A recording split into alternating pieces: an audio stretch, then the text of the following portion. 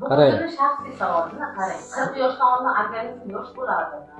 40 yoshdan oshgan hech qanaqa shikoyatsiz sog'lom kishilar ham 1 yilda bir marta tegishli tekshiruvlardan o'tib, vrach ko'rigiga murojaat qilib turishlari shart. Bu o'zini shaxsiy savolini qarang. 40 yoshdan oldin organizm yosh bo'ladi. Nimaga kasallik? Qarang, kasalliklar surunkali va o'tkir bo'ladi. Surunkali kasalliklar, masalan, qandli diabet bo'lishi mumkin, yurak ateroskleroz va yurak qon tomir kasalliklari bo'lishi mumkin. Bular uzoq vaqt talab qiladi. Ularning shikoyatlari sekin-sekinlik bilan bo'ladi. Sizga qachonki bilinadi, u kasallik asorat bergan yoki eng cho'qqiga chiqqan holatda sizga bilinadi.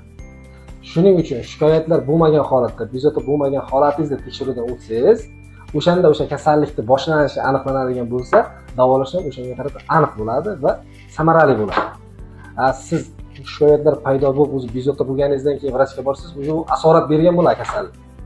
Kasallikni davolash, vaqtida davolash va oldini olishdan ko'ra asorati bilan kurashish qiyinroq. Vrach uchun ham, bemor uchun. Shuning uchun hech qanaqa bezovta bo'lmagan holatda ham to'liq tekshiruvlardan o'tib tursa, kasalliklar boshlang'ich ko'rsatkichlari bo'ladi, o'shalar oshadigan bo'lsa, o'shalarga qarata lecheniya olsa, vaqtida yaxshi bo'lib ketaveradi. Asoratsiz kasallikni bartaraf qilsa bo'ladi. Shunda sizning umringiz samarali va foydali, sog'lom o'tadi.